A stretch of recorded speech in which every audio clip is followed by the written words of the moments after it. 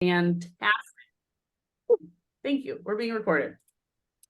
So welcome everyone to this month's edition of Culture Community. This is truly my very favorite day of the month because I get to spend it with all of you. I am in California today, so it is 6:35 a.m. here, but I woke up just very, very excited for today.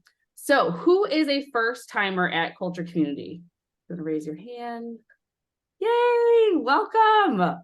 We love having new members of Culture Community. So you might be wondering, who is Culture Community? And at Culture Community, we are a group of people who are passionate about being great leaders, passionate about intentionally building great cultures, and passionate about not doing it alone and in silos. We're passionate about coming together as a community to learn, develop, and grow together. So we've intentionally created this to be a space for you to learn, to develop, to grow, to connect with each other. And also something we talk about here at Culture Community is that it's important that we learn, we take in the information, we get that inspiration, but also that we get activated and we go and do something about it. So we make a commitment. We say, okay, based on the learning we've had here today, what am I going to go do in order to make my life better, in order to make my leadership better, in order to make my organizational culture better, in order to make my community better? So we meet monthly right here online. There is no application process or anything like that to become a member of Culture Community. Everyone is welcome, everyone belongs. So please feel free to come every month. And we cover topics that help us to become better leaders and also help us to build better culture. So if you want to speak on a topic or you have an idea of a topic you'd like to have the group talk about, please feel free to email us. We can put our website in the chat for you. But just any topic that will help us to become better leaders and to build better cultures. And next month, we have the amazing Sarah Tilkins from the KPI Lab coming to talk to us about problem solving. Sarah truly can help us solve any problem in our personal or professional life. So she's going to teach us about problem solving 101.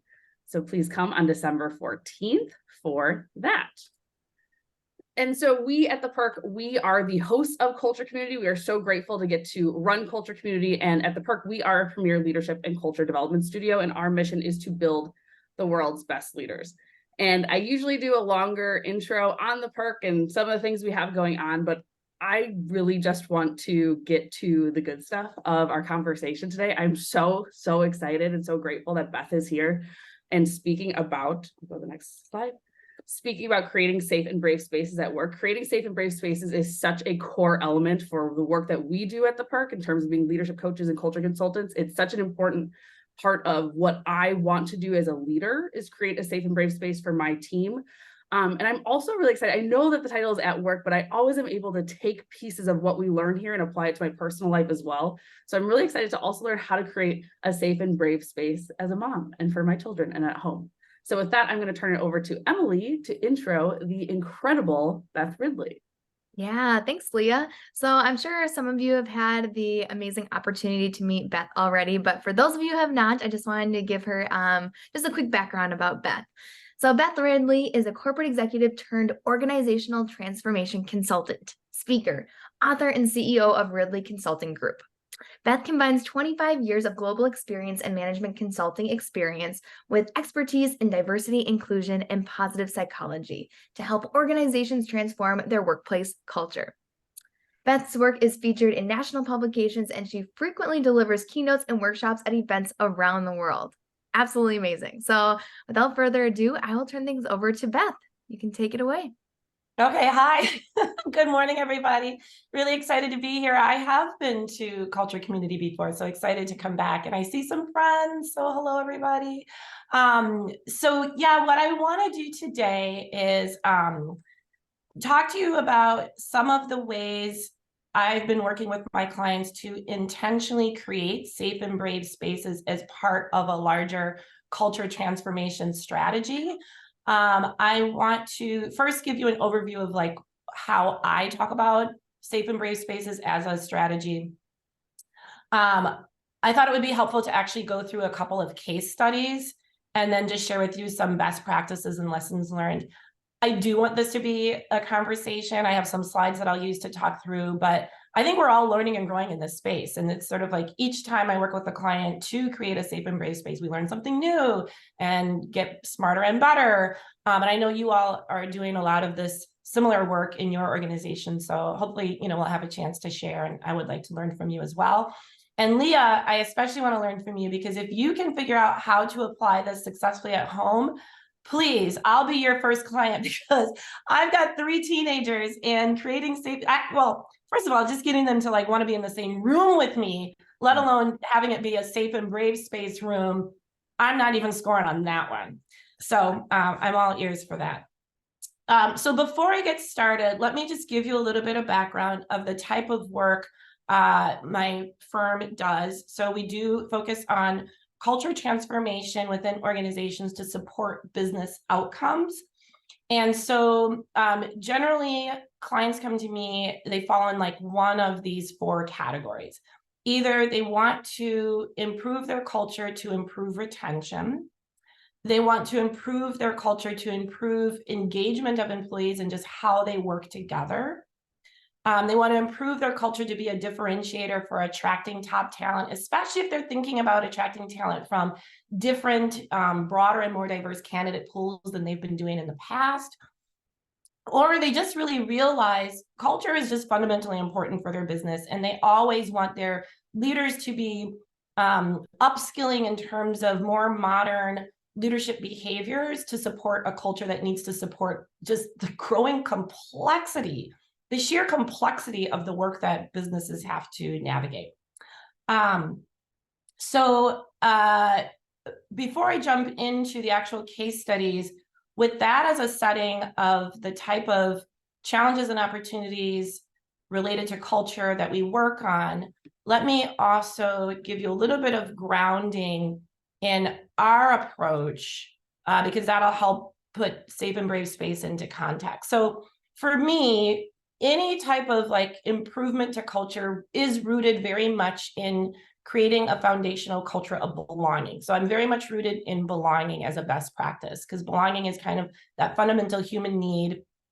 And that is really the layer for anything else that you want to improve upon in your culture. And so this is really how I break out and define belonging and identify the levers that contribute to belonging that we can actually develop strategies around.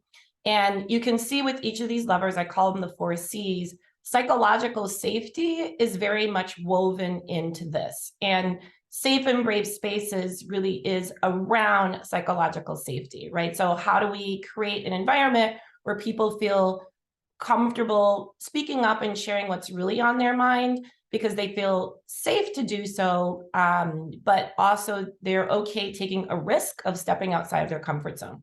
So belonging is rooted in people first feel just more confident being who they are at work, comfort. They don't have to feel like they work extra hard to fit in, or they're afraid of standing out in a bad way.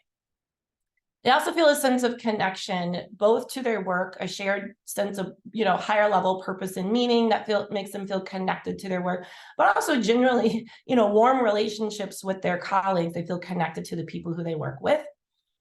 Contribution is a big piece of psychological safety. So again, people feel that they can speak up. Their opinion matters. They feel that their ideas are taken seriously, and everyone feels like they matter. And then the 4th C, the commitment, is the one that really speaks to the sustainability of the other 3, which is everyone is committed to creating this type of culture, especially leaders who are setting the tone. But at the end of the day, all of us influence the culture just by showing up. So it really is also the opportunity and responsibility of all employees. So as that is the foundation for understanding safe and brave spaces, I also want to just highlight, I focus a lot on behaviors that are rooted in inclusion, diversity, equity, inclusion, especially the inclusion piece, in order to, again, leaders and employees contribute to a culture of belonging. And safe and brave spaces, psychological safety is all sort of embedded in that as well. So really briefly, I'm going to cover the 3 inclusive behaviors I really focus on that everyone can apply truthfully in their day-to-day. is, again, creating that culture of belonging, psychological safety. First, just be self-aware of, I have diversity of background and life experiences, identities that are truly meaningful to me, that influence how I see the world. I should be proud of that, and also humble enough to know that my way of seeing the world is only just one way. Other people are coming with their own lenses. Because I have limited life experiences, as we all do, we have to be curious of others, right? And be willing and courageous to ask questions just to fill in the holes in our own biases and assumptions. And then when we start to hear things that maybe go against our own ideas, beliefs, values, we're not changing our minds, we're changing our behaviors, and we're working hard to seek to understand, even when we don't agree. So to me, these behaviors rooted in diversity, equity, inclusion are the foundation for a cultural belonging, and a cultural belonging is also the foundation for creating safe and brave spaces that really support psychological safety. So I'm just going to pause there. That's just sort of the background, a little bit of how I'm using words, terminology, concepts before I launch into like, what does this look like to create those safe and brave spaces and a strategy? I'm pausing. Questions, comments so far? Okay, by show of thumbs up, thumbs sideways, or thumbs down, is everybody tracking with me? Okay, awesome. Yeah, it's early. That could be a good thing or a bad. Look at the fireworks.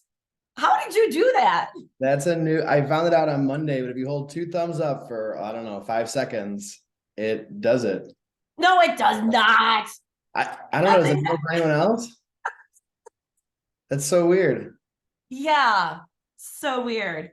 Okay, so with that as the background, so when I talk about safe and brave spaces, I'm actually talking about how do we curate experiences at work that enable employees to practice those 3 inclusive behaviors that I just talked about as a strategy, as an actual tactic, in order to inspire collaborative problem solving.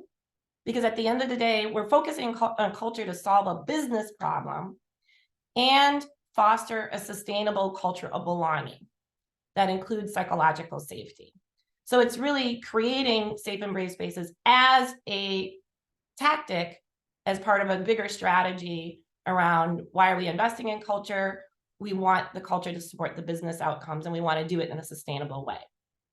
So here's case study number 1. This is actually the first one where it really led to creating these spaces as a strategy. So this is probably going back maybe 3 or 4 years ago. We were just turning the corner on the pandemic. We weren't out of the woods yet. Everything was still remote, but people were kind of feeling like we were transitioning and hopefully maybe going back into person.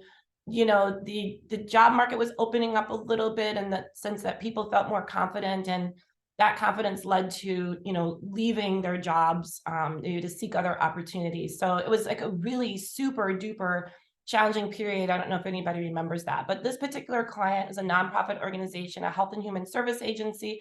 So they do operate some clinics and programs, but they also do a lot of like care coordination. I would say these are like frontline people during the pandemic. Really large organization. They span a couple of states. And as we were turning this corner, they were just bleeding people, like really high attrition. And mostly what they could tell was burnout was just a factor. And so they actually approached me to focus on their culture, and independently, they were also going to tinker around with some policy things. They were actually really seriously going down the path of a 4-day work week. Because how do we just sort of alleviate the pressure of like too much work? And it was like a vicious cycle, because as more people left, the people who remained were just overwhelmed.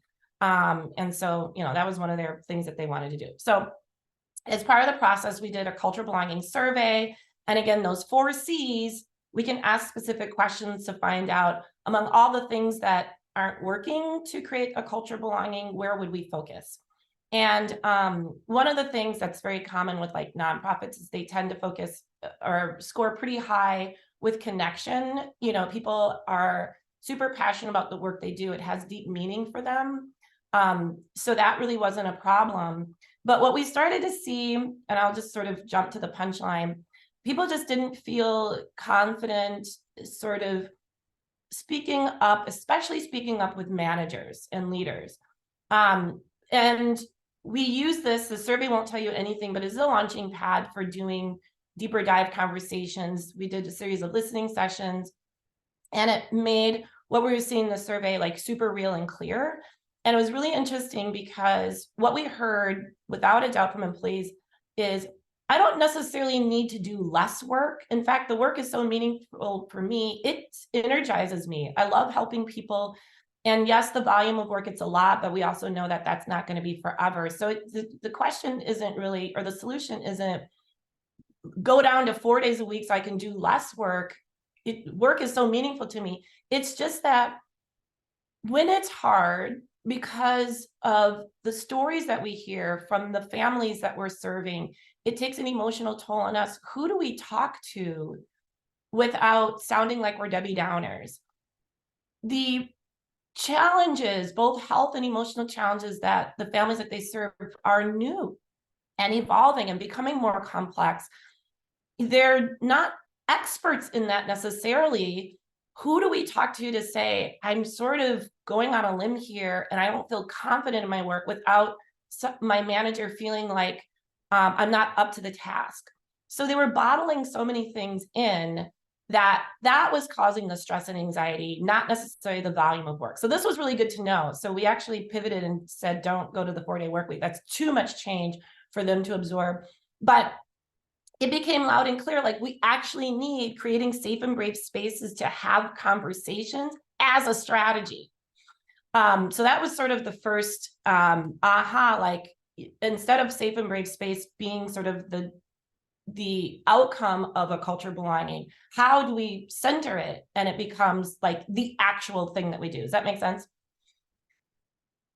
So we like had a small working team and we came up with an idea. We're gonna like, you know, curate these experiences where people can come and talk about and share what's on their mind. And the leaders panned it. They were like, that's not happening. Are you crazy? Their biggest fear was it's going to be a complain fest. What if they bring up things that honestly we're not prepared to fix? And, you know, we're just too busy. We can't be talking about our problems. So we went back to the drawing board, kind of fine-tuned the approach a little bit and said, well, would you be open to just a pilot? Just a pilot. We're going to try to minimize that it's not about complaining, but it's about, again, collaborative problem solving.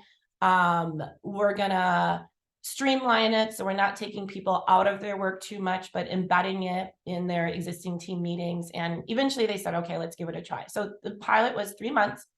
And the plan was, we first had an all staff meeting where we reported back to them, this is what we heard from you from the Cultural Belonging Survey. You are desirous of the ability to speak up and to share what's on your mind without fear of retribution.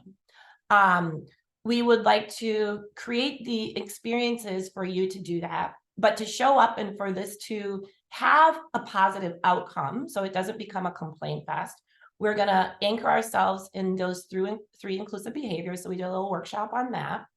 And then, so we're not taking you out of work. All teams had weekly team meetings. We were just asking the leaders to repurpose one of those once a month to have these curated conversations where we're intentionally practicing these inclusive behaviors that will hopefully lead to more psychological safety. So that was the plan. You can see the themes for the 3 months and example questions. We wanted to start really positive and safe, right? So start easy and safe and progressively get a little bit more challenging. But, you know, what unites us, we started there because, again, on the Cultural Belonging Survey, connection to their work, higher purpose and meaning was something that everybody was energized about. So let's talk about that. Then let's get into a little bit of like, well, how are we different, right? How do we come to work differently? And given our differences, what are we experiencing at work? Like, what is success for us? But then what do we need to be successful? So it's not like, tell me all your problems, but what do you need to be successful? It did put a little bit of a more positive wrapper on it. So we did that, and we did the first one, and it was honestly, I would say mixed. I would say out of all the teams, 2/3, it went really well. Employees were super appreciative of it. They just enjoyed, frankly, just even the opportunity to talk was really meaningful to them. But the other third, it didn't go so well. So we're trying to diagnose the difference between the ones that went well and the ones that didn't go well. And it really came down to leadership presence. So in the ones that did go well, leaders showed up, they were enthusiastic. They didn't try to dominate, but they fully participated as a participant. You know, they chimed in when they had something to say, but they didn't try to orchestrate it. When it didn't go well, leaders either opted out, and we had a leader who just opted out. They didn't do it. We had a leader who overled, you know, wanting to steer the conversation and orchestrate it, and didn't give people the chance to talk. And then we had a leader who attended and was super fearful of this, and so sat in the back and actually did work and set like a really bad tone. So we had to go back and we did some leader intervention. And then we did our second one. Leaders showed up better, and the second one went better. And by the time we got to kind of the money question, which was, you know, what do you need to be more successful? Which is another way of saying, like, what's not going right? Like, what support and help is, you know, do you need? It went really, really, really well. So I will share with you. So anyways, long story short, after the third one, it went so well, they just continued it, and they have been continuing it. So this is now, I think, like 3.5 years, same process. And they have like an internal committee. Each team takes a crack at coming up with what are the questions that they want to do every quarter, progressively going from safe to more brave. And they've just completed, and it's actually a collaborative problem-solving ongoing strategy. But let me fast forward to, what did we see after doing this for 18 months once we worked the kinks out? We did go back and do their culture belonging survey, and they increased in ways that mattered. But the most one that I like to look at is sort of the index question, the overall question, your net promoter score for your employees. Would you recommend this organization as a great place to work due to the culture? Up 20%. Attrition did get back to at least pre-pandemic levels. They're not quite where they want to be yet. They have a lot of openings that they're starting to fill. But the good thing is, because they have a higher net promoter score, employees are tapping into their own networks to suggest new talent to be recruited. Probably most importantly, leaders are saying, and this is something that we couldn't really measure in the survey, the culture belonging survey, but just anecdotally, leaders are sharing that employees are coming to them in private and speaking up and sharing, you know, maybe what their challenges are. And in a lot of cases, it's not anything that they want their manager to fix. It's just that they want their manager to be sort of supportive and morally supportive and feel heard. Leaders actually really appreciate that, because, you know, they say we're not mind readers. Like, we can't even begin to fix anything if people aren't speaking up. So they're glad that people are at least speaking up and actually coming proactively with not just here's a problem, but how can we partner to maybe make things better? People are just more talkative in team meetings. We've definitely noticed that. Leaders overall have been really rethinking the way that things could be done. So what leaders now do is, because they're all part of their respective conversations, they get together and just carve out like 20 minutes in their monthly executive leadership team meetings to talk about what are they seeing, hearing, and could that translate to any type of policy or different changes. One small example that came out of that is, you know, it's funny, they have a bunch of new employees who definitely feel like have a lot to learn. They're not confident speaking up and like, oh my God, I don't understand this, because, you know, they're like new in their careers.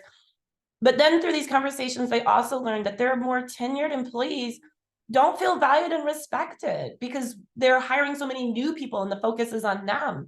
And they're starting to feel like, you know, what am I, chopped liver here? So that was a great opportunity. Leaders, as they talk, this is coming up in their conversations. Well, why don't we pair the two? And they formalized a mentoring onboarding program. Newbies are connected with senior people and they love it. It's a great way for the more tenured people to give back, feel a sense of usefulness.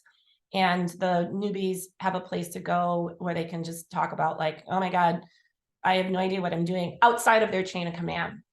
And then the other thing that we're hearing anecdotally from the new people is, I like to say new people give you the best perspective on your culture because they're coming into it with fresh eyes and they're always comparing it to where they came from.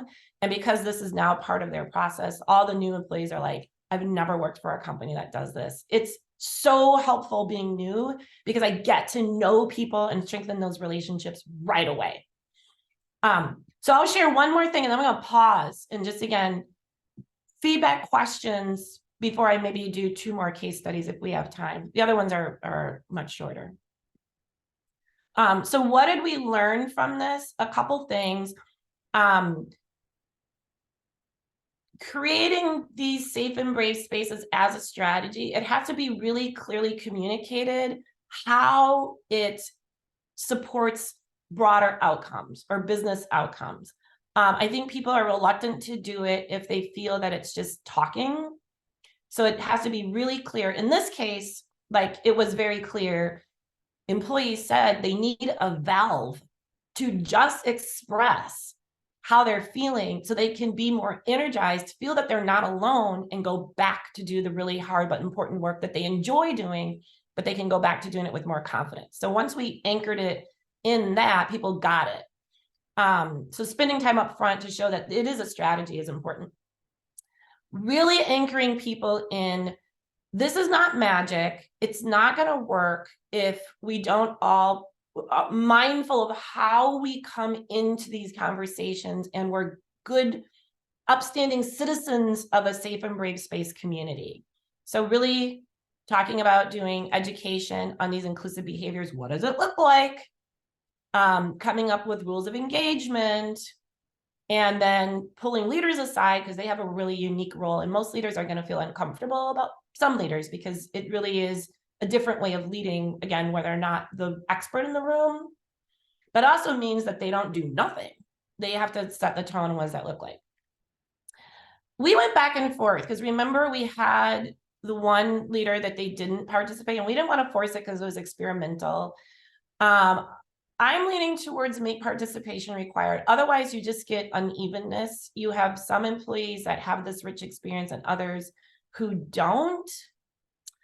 And then the truth is, once you start doing it and people realize not only is it harmless, it's helpful and quite frankly enjoyable, most employees, even as reluctant as they might be, eventually get on board. So I like to say, sometimes you got to push people and make it something collective as opposed to you can opt out.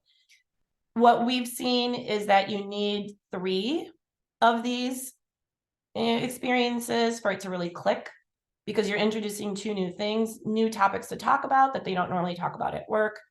Also, just a new event or process. So let them get used to the process. And once they get used to the process by the 3rd time, it's like, oh, this is how it works. This is how it's introduced. This is blah, blah, blah.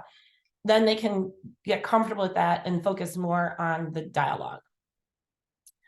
Smaller groups is better. So even if you have a big team you have a team of 12, have people work in small pairs and then come together, even in your team. Smaller is safer and better. But then at some point, people are really curious and you have to have some mechanism to share broadly what individual teams have talked about and how does it roll up to the whole organization. So sometimes in this particular case study, they're weaving just a summary of what they did in their quarterly all staff meeting. I have other clients that are using more of like a virtual discussion board to bubble up. And so people can see everything that's taught because people are curious and nosy and they want to know what other people are talking about and build from there. All right, so that was case study number 1. That was sort of the first one where we worked out a lot of kinks. And so I'll pause and then just open it up for your own experiences, questions, comments, and I can give you 2 more case studies that are actually really, really quite different.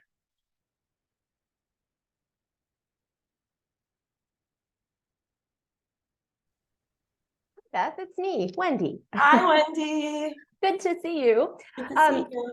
I was wondering if you could talk a little bit more about tackling the challenges of leadership presence, especially in the event that it might be the hindrance. How I know you can't necessarily just take someone aside as a leader and be like, look, here are the inclusive behaviors we're practicing, so go do it. If there is a potential, I don't want intimidation from a leader in order to open up in those spaces, how are some ways that an organization could move past that or still encourage that participation from that group that might be feeling that pressure from their leader? Really good question. And I guess from what I've seen, it's more positive peer pressure from peer leaders. So I think having some time for senior leaders to check in, how is it going, and to share their own best practices to realize it's actually not that hard. And oh my God, this leader is having positive outcomes. Ooh, I'm a little jealous. I don't want my team to feel like they're on a losing team from that regard. Like, what are you doing? Or even just the vulnerability of like, I tried this, I opened up with, a different way and it didn't really work out too well. That's okay. We're learning and growing. And it's kind of like a evolving thing because,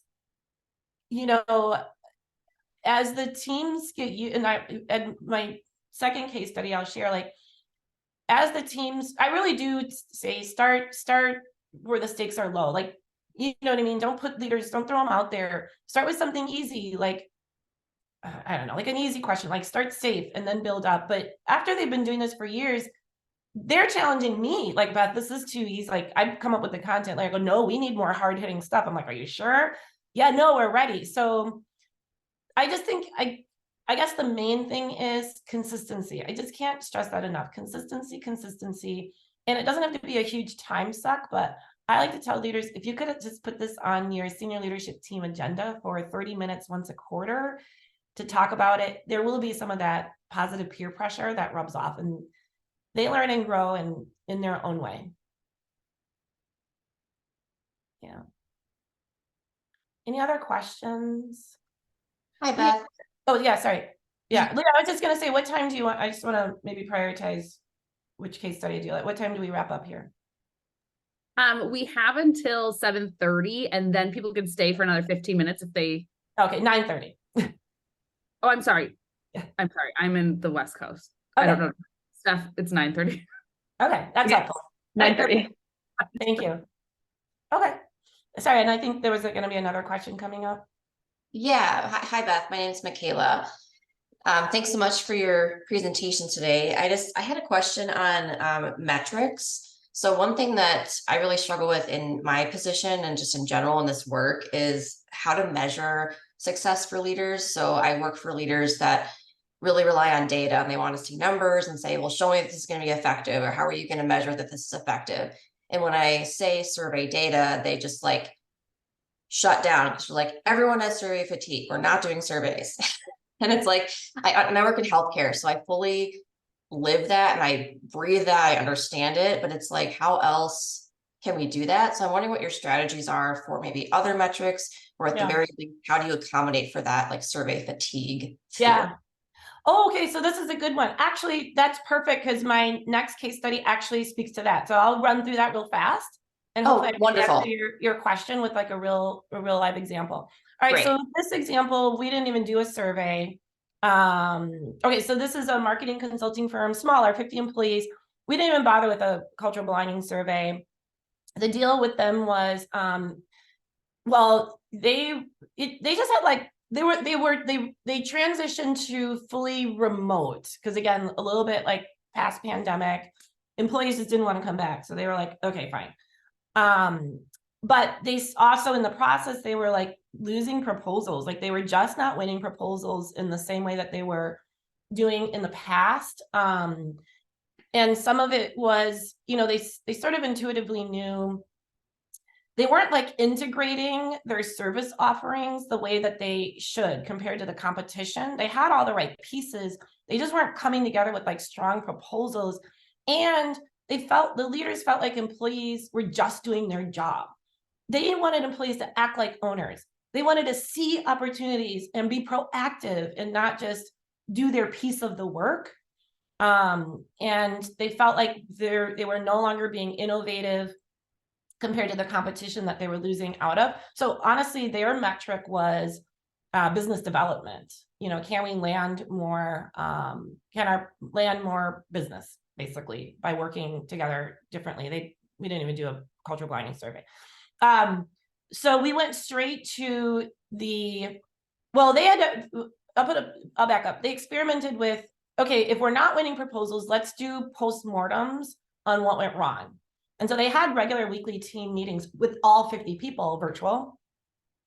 And I sat in a few of those. Oh my God, so painful. No one spoke. I mean, it was just crickets. Oh, it was so painful. Or people just said a little bit, and it just wasn't like, you know, we weren't figuring out what's the problem, what could we do better? Because people just weren't speaking up. So there was something there that was preventing them from speaking up. So we decided we're going to do these cross-team dialogue pods if we want more collaboration across the different teams, silos, you know, from like, you know, they had digital, they also had, you know, print, and they had just like all different teams. So across teams, you know, dialogue pods of like 5 to 6 people made up of people from different teams. Leaders were plugged into each of them. And we just actually want to get people talking and feel safe just talking, so that hopefully that translates to when we have to do the postmortem of our proposals, people actually speak up, because we know that they know what didn't go well or that they see opportunities. So we just want to, like, you know, again, create a safe and brave space so that they actually share what's on their mind. So again, we started out, again, a little bit of pilot, like at least 3 months, started out positive, easy, progressively got a little bit more challenging, but we really focused the questions on the value proposition. So first month was, you know, what makes you most proud about working here? And you can see how we sort of progress a little bit. And so we just did that. We did that for at the beginning of the quarter, and at the end of the quarter, at the all staff meeting, they'd bring in a case and they'd want to do a postmortem, or they'd talk about a client and have people present and talk. And it was a little bit better. And then we went back to the top of the next quarter, have them meet in their small pods, and then once a month, and then we come back. And you could progressively see people were talking more. They were really getting into the weeds. People weren't shy about speaking up of like what went wrong, or, you know, even if it was, you know, I feel like the other team could have done better. Like those conversations were happening, but in a way where everyone was on the same page. At the end of the day, we want to showcase our value proposition. How do we do that better? So the end result was they did end up having more cross collaboration on proposals. So before proposals actually went to the client, there was a lot more checking in with the other teams. You know, hey, could you have an eye on this? And what are we missing? Is there a piece of what you do that we need to integrate? Whatever. There was a lot more of that happening. They actually won a major client. They were so excited. It was a big national client, like a premier client in the work, the field that they do. They were super excited about that. I think the other thing that happened, so that was a metric, actually. They wanted to increase business, so they increased business. But again, a lot of this has like spillover effect. So one of the things that happened out of this is because people were speaking up, they showcased themselves in new ways. And the leaders, when they were like, well, we don't have anyone who's thinking like an owner, when the owners are like, no one else is thinking like an owner, they're just doing their job. You know, people were more empowered and they were speaking up. They actually saw talent that they hadn't really recognized or hadn't emerged. And so from this, they ended up doing this whole leadership development program, also anchored in safe and brave space. And then also, they decided no need to even come back to the office. We're cool with fully remote. That just took off the table because we're working together. We're working together really well. So if you want to continue to work at home, that's not our barrier to success. So that was number 2, like where again, it had nothing to do with the survey, but again, really identifying the business problem and how working together in a different way can solve a business problem. So I don't know, hopefully that example addressed the question for the Michaela. I think that was your question. Was that helpful? Yeah, thank you. I think analyzing business metrics is certainly useful. I think it's just forgive my exacerbation. I'm just feeling like a little bit I'm dealing with a lot of like not pushback directly to me, but just culture change in general. It's like, oh yeah, like it's it's a priority, but then like it's not. And It's a not, priority. yeah. And it's like, just Well- everything that we all live and breathe every day. And I think today I'm just a little like, Yeah, So- I hear you. The one thing about this is once you get it going, it just fits in with your process. It just becomes like something that you do. And then I guess maybe you're doing it and it doesn't feel like you're doing anything. So in both of these case studies, they just continued it. So that client, remember I said they're challenging me.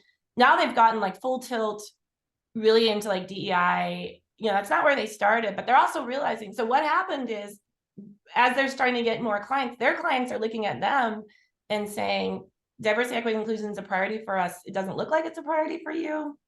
What are you doing in this regard?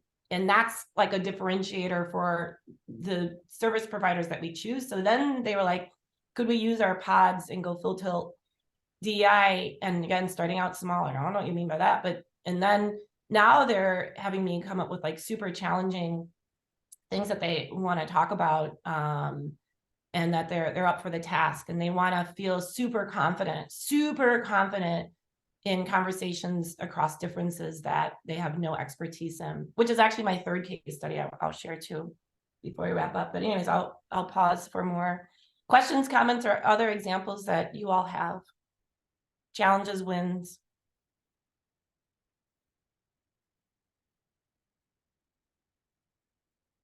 All right, let me give you one more, and maybe I'll spark some thoughts. So the last one, this one I'm really excited about. We just finished this. We wanted to be super, let me back up, strategic. Anyway, so it's a recruiting firm. They have about 100 employees. Their thing is,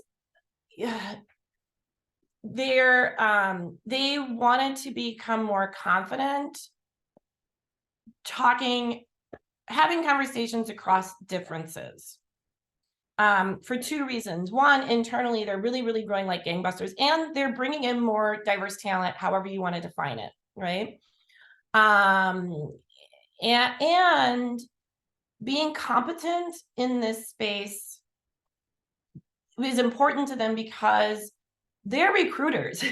So their clients are asking them questions as they're trying to recruit more diverse talent. What do you do about this? Have you ever had this example? And they just felt like, oh my God, I don't know. We have to lead by example in our industry, and we don't feel confident. So we took all the best practices, we streamlined it as much as humanly possible. And it says pilot, but it was more like, this is the program. We said, we got 3 opportunities. We're bringing everybody together once a quarter. In retrospect, I feel like that was spaced out too much, but whatever. So once a quarter, we are going to focus on each of those inclusive behaviors. Because really bridging across differences, you can't learn about all the different cultural, ethnic, race, gender identity differences. It's really about, do you have the ability to be courageous and be inquisitive to learn about differences in a way that you can then take what you're learning and turn it into a different behavior or whatever. So we really wanted to master that and also practice it. So everybody comes together, all team, this was virtual. I did some education about belonging, one of the inclusive behaviors at a time.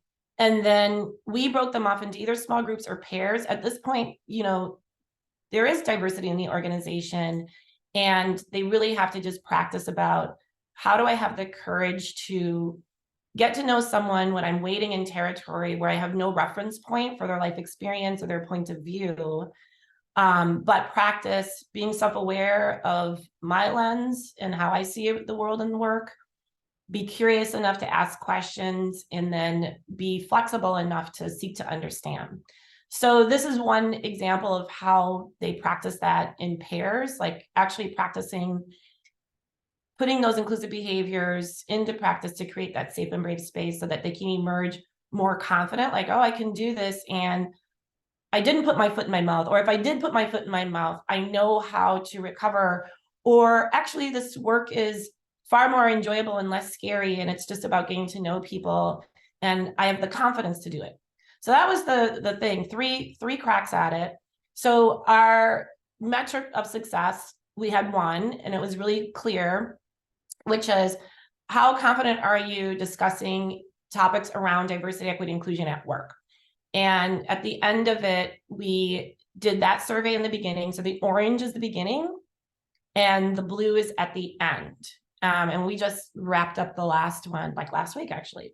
So you can see in the beginning, most people were not confident, right? More than 50% were not confident.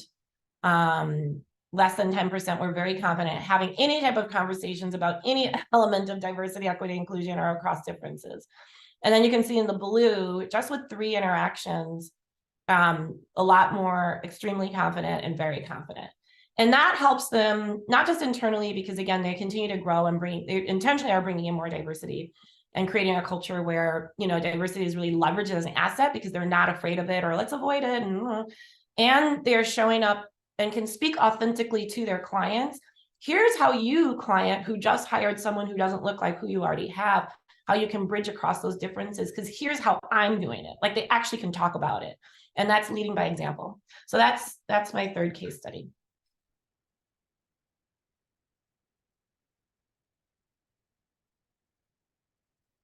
Questions, comments? How does this resonate with any of the work that you're doing? Are you taking different approaches, similar approaches?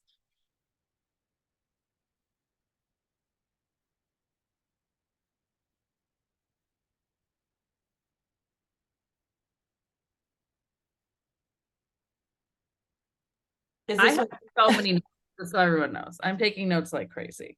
I think one of the things it's very much aligns with how we go about it too, is the element of curiosity. Like, I love that you're pulling that into creating a safe and brave space, because I think that is such an important, curiosity is something we teach leaders as well, but it's such an important element of creating that safe space of like, not just, sharing is one piece, but then also being genuinely and authentically curious and being open to hearing the other person's perspective and ideas and experiences.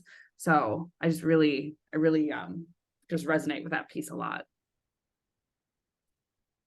I think I have one more thing just to recap, which is like zooming out.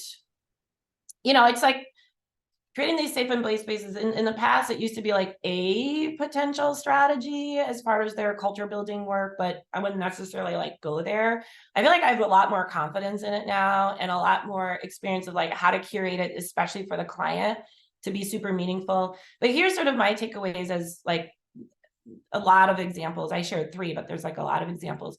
One is it really does support employee well-being. I just feel like, with that first client and digging deep, and when employees were honest and they were saying, it's sort of a culture where I can't make mistakes, I can't share bad news, everything has to be good. That is a source of stress and anxiety. I feel like that's kind of really universal, hence this whole theme of psychological safety, but it never really goes addressed. And so just creating these spaces, I don't know, it just gives people that little bit of valve, and they do actually find it really refreshing to be able to talk about themselves and not just the work that they do.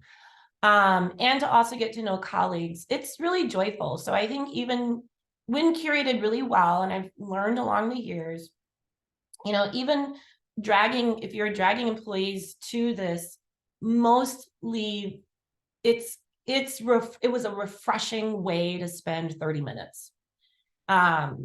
And, it might be just that one thing that gives them that sense of, hey, work's not so bad because the people I work with are kind of interesting, and yeah, it's supportive. It does lead to better problem solving. Again, you're building trust, relationships. People will go to each other outside of these curated opportunities. People are speaking up more. Again, leaders are really happy that, oh, and now I actually at least know what's on their mind. At least I'm not operating in a vacuum like I kind of felt like before. And then also, I think the days of like challenges or problems being addressed by like one person or even one team are over. The stuff that organizations are dealing with are so complex.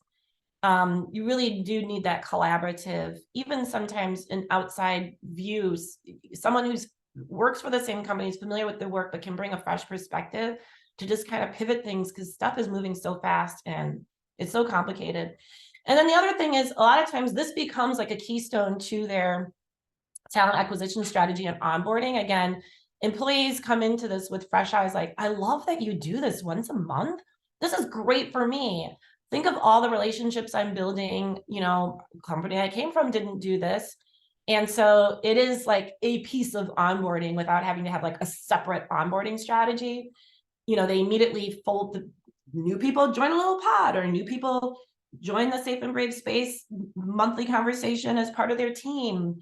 And it just really helps to onboard them into like a really strong culture. And again, a lot of times you don't appreciate how this small little change made a big difference until someone who didn't work there comes and was like, I've never seen this before. This is super exciting. I'm so glad that you do it. So those are sort of my ahas. It's good for emotional well-being. It is at the end of the day good for business in terms of different ways of working together and problem solving. And then it is a cornerstone for onboarding. Yeah. Beth, I think this is amazing, and thank you for all of your shared learnings with us. I do have a question, and I don't want to go completely down a different rabbit hole, but I work in a fully remote environment, which I'm really not used to. I was used to a strong culture of teamwork and buzz and energy and collaboration pre-pandemic. And so I'm curious if you have any, I know you could probably talk for hours about this, but any, quick things that you can share for people that are in fully remote environments and how to create that sense of belonging in that world, because it is different when you don't physically see each other barely ever. Well, with the last two examples, it was all fully remote. And part of it is one of the companies, the marketing firm, they were fully remote. And then the other one was hybrid, but because it's hybrid, it almost has to be remote or virtual because that's the only way you're going to get everybody. So it was just the first example where they actually did have people come in because they could. Now, with the ones that are fully remote, after you've been doing this long enough, because like I said, people really do like to know and tap into what the other groups or teams are discussing in their safe and brave spaces. So sometimes they'll build like company retreats around this. So I actually was just in North Carolina last week, and they've been doing these safe and brave spaces in their teams. And the teams are all separated across the state of North Carolina, but then it culminated into like a big retreat where they brought everybody together, actually for the first time, probably since the pandemic, interestingly enough. They have a new office space and everything. And it was a time for them to reconnect and to check in with how has it been going, what have they been learning, and where do we go next? So I would say I've seen it work really well remote. In fact, it's a way to build connections across remote, but it's also nice to use this as a reason to culminate into something in person, because I do think in person also matters. It just may not be feasible to do in person weekly or monthly. Thank you. One approach we've taken, we have a fully remote workforce where while we're a Madison-based organization, we have people from all over the country. Got some people here today who are not in the area.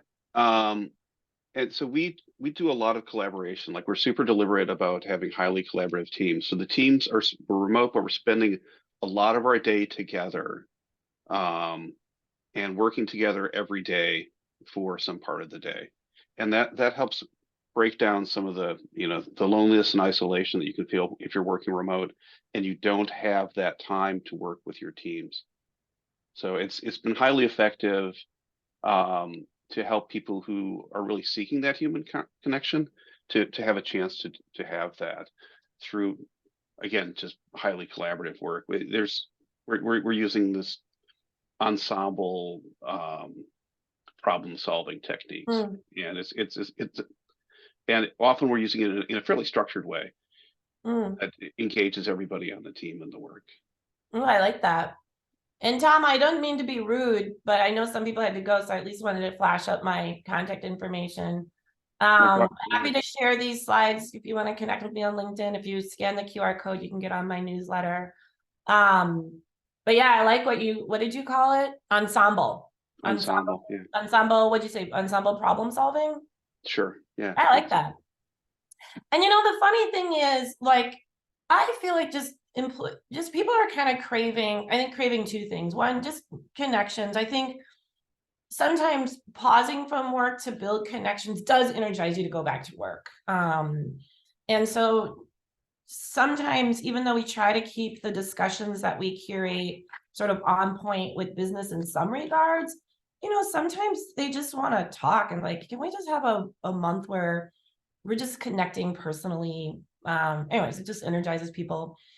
And then also, I was gonna say something else based on what you shared, Tom, but I forgot what that was. But anyways, a thought might come to me.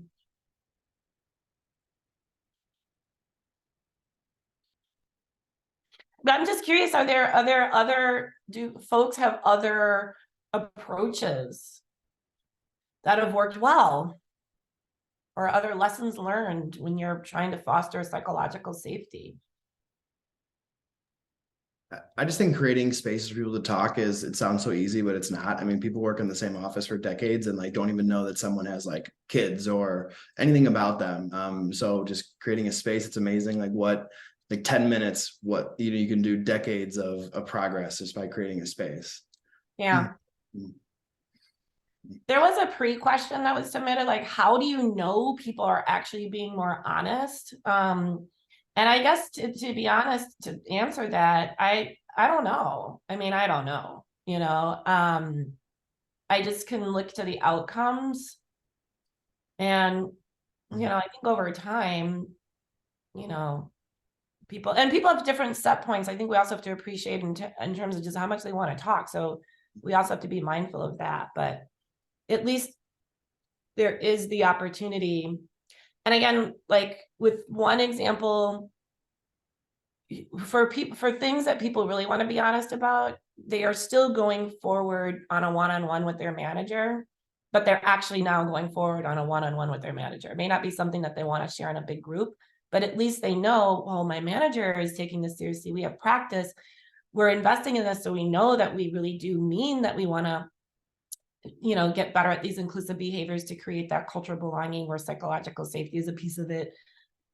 Let me go to my manager now, and they feel safe at least doing that on a one-on-one.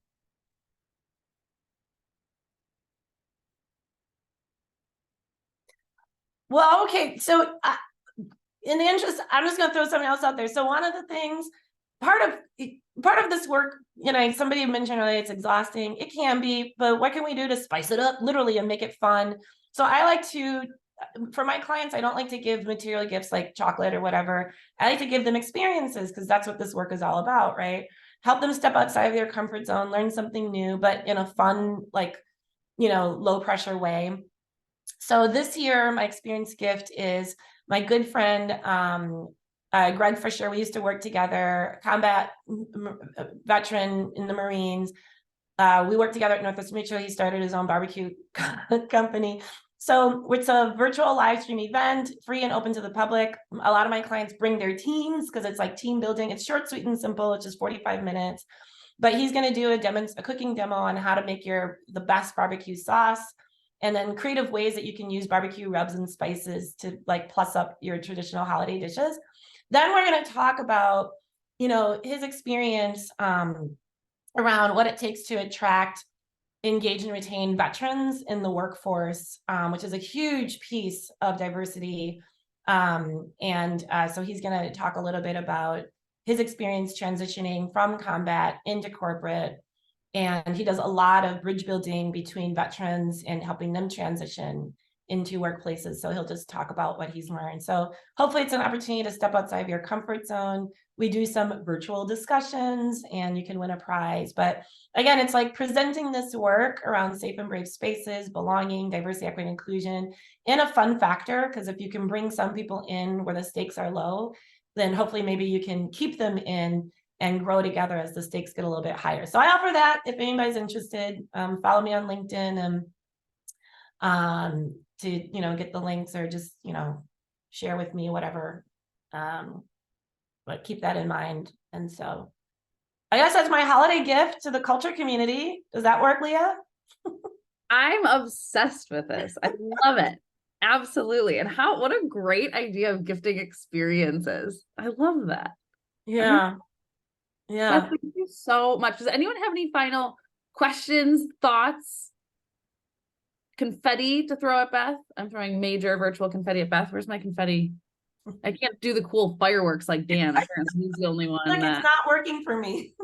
Look at, like, that is just, of course, Dan gets automatic fireworks. That's amazing.